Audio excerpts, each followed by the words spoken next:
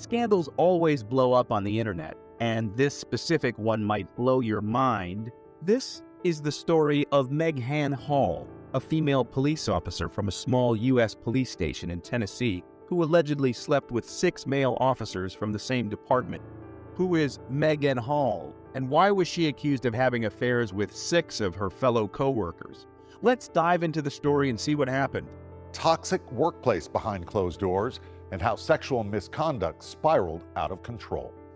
All of social media was baffled when the news of a female police officer from a small police station in La Vergne, Tennessee, USA, came to the forefront. She was accused of having an affair with her co-worker. Not 1 or 2, but 6 co-workers. How did the news come out? Who ratted her out? Hall's deed was all over the internet, and she literally became a small celebrity overnight. However, not for good reasons. Maegan, who had always wanted to become an actress from her childhood, unfortunately ended up being a police officer, and that's how her world started to fall apart. Maegan met Jedediah Hall and fell in love with him. He was the son of a local pastor. The two got married in the year 2018.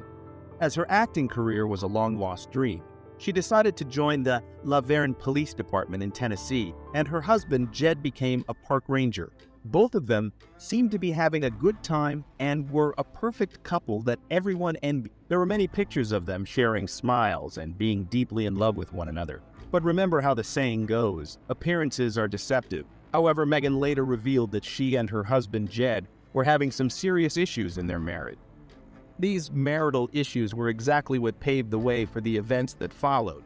As Maegan was not satisfied with her marriage, she decided to do things the way she liked and have some fun on the way. However, her road to fun led her to get involved in some seriously questionable act. Maegan and her co-workers engaged in some spicy sessions within the confines of the police department. And these included patrol officers Juan Lugo Perez, Louis Powell, Detective Seneca Shields, and Sergeant Henry T. McGowan, who were all fired from their positions along with Maegan. However, there were more officers involved, which included Patrick Magliacco, Larry Holliday, and Gavin Showborough, who got suspended after the investigation. It didn't take much time for the whole world to know about the ordeal. Not only was Maegan accused of wild sexual misconduct, but also having steamy romps with the 6 male officers, which included illicit on-duty liaison. On December 122, 2022, the police department received a shocking complaint. Thanks to a whistleblower, the mayor Jason Cole had found out that there were some serious things going on in his town's police department. An unknown person had ratted Maegan out and her sexcapades with her fellow officers, and these acts happened not only at hotels, motels, and boat parties, but also while on duty. These officers who were supposed to be serving the society and their nation. The head of human resources of the La Vergne Police Department, Andrew Patton, investigated into this scandal, who revealed some shocking detail. Maegan and her husband were on the verge of filing for a divorce and were on the way to solving their problems before Maegan's scandalous activities came to everybody's notice. Maegan had tricked the officers into thinking that she was in an open relationship with Jed, which was totally a big fat lie. Officer McGowan, who is seemingly the whistleblower to the mayor, had a meeting with Hall and Jed when she had joined the police force initially. Things got out of hand while at McGowan's house. Maegan and the officer's wife stripped off their clothes while they played strip on Uno. Paul was allegedly trying to get Jed to go with the flow, however. Jed was really upset with all the things that were unfolding. He did not want himself to be persuaded, but despite his feelings, Maegan and McGowan reportedly made out. The officer even sent pictures of his genitals to Maegan. McGowan, being the whistleblower, denied having any affairs with Maegan despite all the evidence and was fired for lying during the investigation. Patrick Magliacco, another one of the officers, admitted that he had been with Hall on various occasions. He also revealed that his wife Amy and Maegan made out after learning that Maegan and her husband had an open marriage. According to his testimony, he and his wife Amy had been in an open relationship with Maegan since the spring of 2022. There was a time when Jedediah had walked in on Maegan and Amy making out. They even tried to get Jed into a wife-swapping session. Jedediah, disgusted at what he had seen, departed the room and was quite uncomfortable with the whole situation, because how could a sane married man be into something like this? However, this is just the beginning. The wildest part of the whole ordeal took place on Memorial Day when all the officers in the department were invited to a Girls Gone Wild hot tub party, which was hosted by an officer called Stats on a boat that he owned. Some officers even came with their whole family, which even included their underage children. According to another officer named Durham, in an isolated incident, Magliocco was forcing vodka down Hall's throat, and then suddenly Halls took her top off, and seeing this, stay-ats jumped at Hall and stopped her from drinking and covered her up in order to protect Hall. Both stay-ats and Durham never had any illicit relationship with Halls, or so they claimed. Hall even fell down a flight of stairs at the party before having intercourse with Magliocco. According to Magliocco, Hall was prone to drinking, claiming that she once had even driven home after being drunk at his house party. Magliocco claimed that Hall was prone to self-harm and that she shouldn't be left alone. Hall even pointed an empty gun to her head and pulled the trigger so that she could hear what it sounded like. Hall was quite open about the relationship she had with the K-9 officer Larry Holliday in the first interview. However, she claimed that her steamy sessions with Holliday happened a long time ago. Holliday claimed that he had once invited Hall and other officers to his home to watch the football game. There was some serious drinking involved, and talks broke out about having a threesome between Holliday, Hall, and Holliday's ex-girlfriend. However, he claimed that nothing happened at the party. However, he later came clean about his sexual encounters with Hall, often booking hotel rooms for their liaison. Though she denied many of the allegations initially, she later confessed that she had often sent nude images of her to many officers on duty, including McGowan, to whom she sent her feet pictures. Maegan, on the other hand, broke her silence on the issue after being fired due to the scandal that had come to the notice of the officials. Hall said that she was terrorized into having intercourse with her superiors, who sexually harassed her frequently. She revealed that she felt sexually groomed. She filed a lawsuit where she named some high-profile police officers from the Laverne Police Department and accused them of having taken advantage of her troubled marriage. Her 51-page lawsuit stressed that what happened with her is not rape. Instead, it was a situation where she had to give in from the pressure. Hall's lawyer, Wesley Clark, said that Maegan wasn't looked at like a rookie cop to be trained and promoted, but like a piece of meat to be sexualized and exploited. Hall said, "I know what most people are saying. You know, you could have said no, I get it. But my response to them is I did say no, and he wouldn't take no for an answer." Hall was not in a good mental state and was vulnerable, and the officers took advantage of her situation and used it for their personal gain and satisfying their sexual need. Hall later stated, "I got stupid, I got desperate, and guys are guys and they'll stick their thing in anything." The most shocking part of this whole ordeal is that Hall's husband said that he would stay with his infidel wife even though he knows what wrong she had committed. What do you think of this? Was dismissing all the officers involved an appropriate punishment? Let us know your thoughts in the comments below. Don't forget to hit that bell icon, subscribe to our channel. We will be back with more updates. Being you have no authority or jurisdiction over me is for me to get out of my private automobile and talk about what I just told you. And you can show me your passport. You got my passport, I dude. don't have your passport.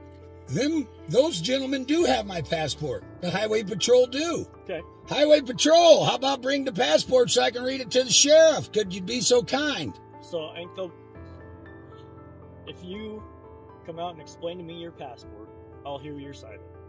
You've already heard my side. I've already told you my Well, you side. can explain your passport to me. I don't need to explain it. You should know this as a LEO, shouldn't you? I've never seen your passport. The interaction begins with the officers informing the man of his violations and requesting him to step out of the vehicle for a conversation. However, the man asserts his rights and refuses to cooperate, citing that he has no obligation to comply with the officer's demands. He claims that as a United States national, he is not subject to their jurisdiction and asserts his right to freely travel. So ask them gentlemen politely, sirs, highway patrolmen, may I please have my passport to read to the sheriff? They're not going to give it back to you until... They're not going to give it back to me. So you're telling me the highway patrol in Wyoming has stole my private property? Is that what you guys are telling me? You can claim. No, it's not a claim, sir. That's another matter of fact of law. Does that passport belong to any of you? Does that passport belong to any of you? The answer is no. And if you're not giving that back to me, which is my said possession, what is that called? What's that called? As LEOs, you should know what that's. Let me know. That's called theft. Okay? However, throughout the exchange, the man repeatedly challenges the officer's authority and attempts to educate them on what he believes to be the law. He references legal precedents and quotes various court cases to support his argument. He insists that the officers are acting as private entities rather than representatives of the government. He also accuses them of being revenue collectors for a foreign corporation operating under statutes and codes. No, it is not. Yes, sir. What is possession? It is property. What is possession, I'm sir? not gonna argue with you, sir. I know you can argue with me because you don't know the law. Possession is 9/10 of it, correct? All I said was... All I said... When I stopped you, I didn't say you're getting a ticket. I never said you're getting a ticket. I just want you to step out so we can talk face to face. We are talking face to face. Out of your vehicle. No, I'm not getting out of my private automobile. This ain't a vehicle. Tensions escalate as the man resolutely refuses to comply with the officer's requests. The officers, growing increasingly frustrated, warn the man that they will forcefully remove him from the vehicle, even breaking the window if necessary. The man counters their threats, proclaiming that he will not allow his rights to be violated and his private property be damaged.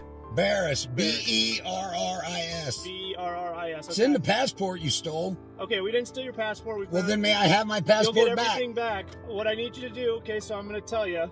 Okay, so you're driving without a driver's license. You're speeding. You don't have plates on your vehicle. Okay, so what I'm going to do, I need you to get out of the vehicle to chat with us. Otherwise, I'm going to ask you to get out of the car. So right now I'm asking you, will you please get out of the car and speak with us? No, I will not. Okay, I'm going to tell you to get out of the car. You need to get out of the car right now. You're being recorded. You That's realize? fine. Okay. And under what authority are you demanding an American state national to get out of this vehicle when I don't have to prove any kind of... I am not in your corporate bylaws. I don't need driver's licenses. That's fine. The conversation becomes heated with both sides firmly entrenched in their positions. The man accuses the officers of theft, claiming that they have unlawfully confiscated his passport, in which the officers ask the man to come out of the vehicle, which he denied to do. I've already helped you. I've educated you about the law, but you're not listening. You're not accepting the facts, okay? Now, I'm going to ask you one more time. I would like my passport back. I would like to get on my way. I have critters with water freezing. I really don't have time for this. Okay, sir. I'm telling you, if we have to, we will break the window, unlock the vehicle, and pull you out. Do you want it to get to that, or do you want to come out and talk to us? Okay, so you're threatening...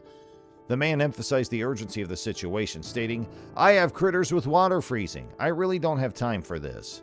Attempting to resolve the issue peacefully, the individual warned the other person that if necessary, they would resort to forceful measures, to which the cop said, "Sir, I'm telling you, if we have to, we will break the window, unlock the vehicle, and pull you out. Do you want it to get to that, or do you want to come out and talk to us?"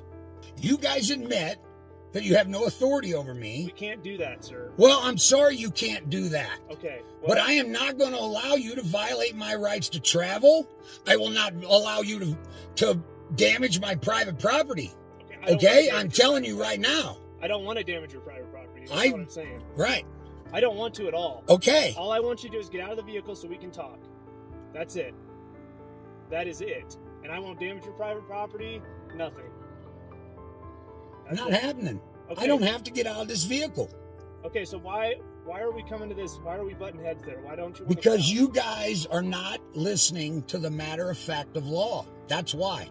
To the matter of fact of law. It's called the matter of fact of law. Okay. The man didn't let his guard down and demanded to return his passport and challenges the officers to admit they have no authority over him. Yes, sir. Can I do for you? All right, sir. Here's your passport back. Can you roll it down a little bit further? You just want me to slide it in there? Just slide her in here. Okay. So this is back. Jody, pull those out. Okay. Free to go for now. Okay. What'd you do to my car? We didn't do anything to your car. Okay, I got it on film here. Okay. There's nothing sabotaged on my private vehicle. There's nothing sabotaged on your vehicle. Relying on the intervention of the sheriff's department, the individual expressed their trust in their involvement. They mentioned that all parties involved were gathered together for a discussion. The individual noted that a young officer approached them with their passport and handed it to a higher-ranking highway patrolman. Then the man respectfully addressed the officer, asking, "Yes, sir, what can I do for you?" The officer returned their passport, and the individual requested them to roll down the window a bit further for the return.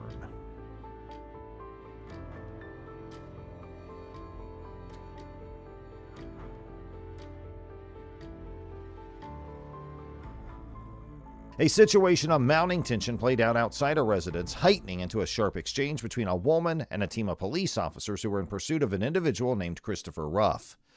I need to speak with them about an incident. Do you have a phone number for him or anything? I do not. You do not? Do you mind if I grab your information? Just say I talked to you and that you said he wasn't home? No, for what reason? What is this about? It's an incident that he was involved in. I need to interview you about. Okay, what incident? The woman, taken aback by their sudden appearance and intrusive actions, asserted that Christopher wasn't present. Despite not knowing his whereabouts, she declined to provide any further information, growing increasingly uncomfortable with the officers' relentless inquiries and the insinuations their presence brought. I don't need to answer that question. What? I don't need to answer that question. Do you answer any questions? Nope. No? Okay, then thank you. Have a good rest of your day. Thank you, you too. Is there a reason you're walking around my car right now? There's Yeah, 1, we're 2, talking 3, to you. 4, Have a 5, good day. 6 Thank of you. you surrounding my fucking car. Why are you here?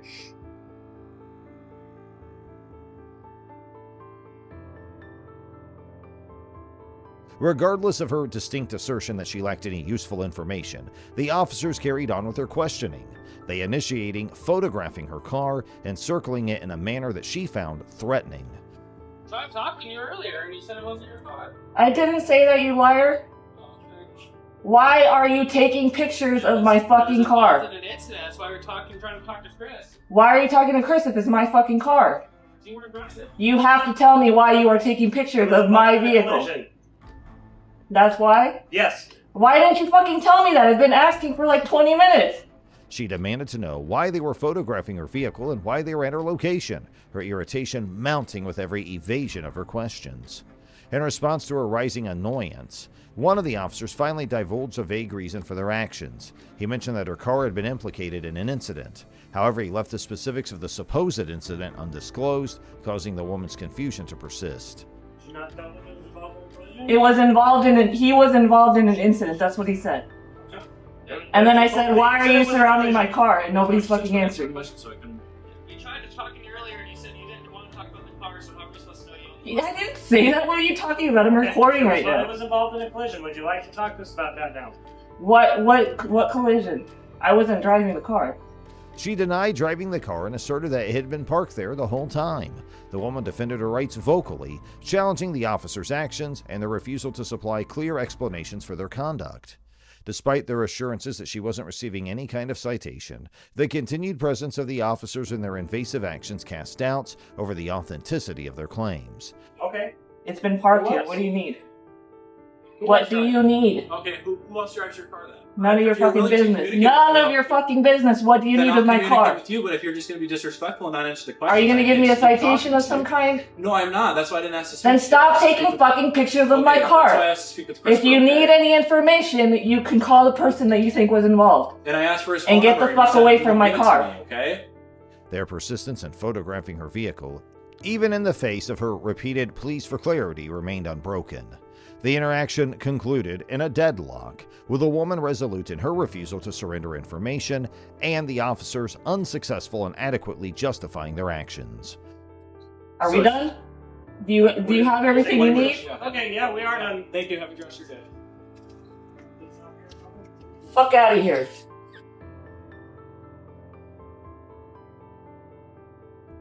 A routine police inquiry had escalated into a tense standoff, leaving a trail of unanswered questions and a residual sense of discomfort.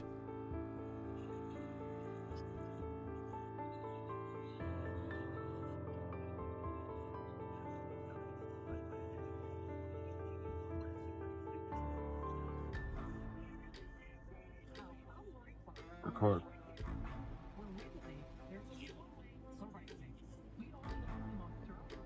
got, buddy? What do you want? Any weapons in the vehicle? What do you want? Weapons in the vehicle? You just pulled me over. What do you want? During the traffic stop, an individual in question demonstrates a strong determination to understand the reason behind their detainment. They confidently assert their rights under the Fifth Amendment, refusing to answer any questions until the officer provides a clear explanation for the stop. You need to tell me why you stopped me. What's that? You need to tell me why you stopped me. I'll explain that in a second to you. No, you need to tell me right now. You just detained me on the side of the road while I'm driving. Oh, is that right? Yeah. Okay, I'll explain all that in a second. Can you confirm you have weapons in the system? In the system? Confirm you have weapons in the vehicle. You're gonna tell me why you stopped me before I ask any questions. Answer any of your questions. By invoking the Fifth Amendment, which protects individuals from self-incrimination, they emphasize their right to remain silent. You know who I am? Recognize your voice. Ah. Okay. So why are you asking me if I have weapons if you know who I am? I can't see what you have going on your lap down there, that's why. If you know who I am, you know I don't have any weapons. So why are you asking me? Right? Are you able to answer that question for me yet or not? Hey, roll this window up. You don't gotta roll it down. Roll this window up. You don't have to. Their insistence on being informed about the purpose of the stop before engaging in any dialogue reveals a strategic approach to the situation. Yeah, it does. You better tell me why, It's not for him. He got right now. You'll explain to me eventually?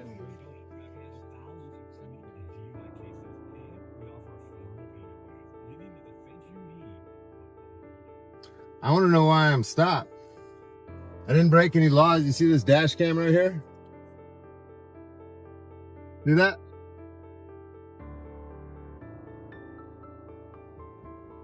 They emphasize the importance of the officer's obligation to state the reason for the stop, seeking transparency and accountability from law enforcement. I did? I did? I'm driving the vehicle. I did that? Can you confirm there's weapons in the vehicle? Hey, you guys, I got a dash cam right there that will show all of this. This is excellent. Share this around. This moron knows who I am and he's asking me if I got weapons in the car. By prioritizing their right to know why they were stopped, the individual establishes a foundation for challenging the legality and validity of the encounter. I don't have to answer questions. You know what the Fifth Amendment is? Stand by with him.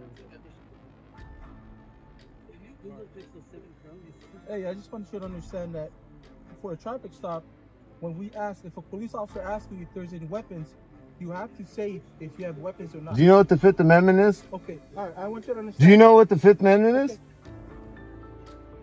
Yes or no?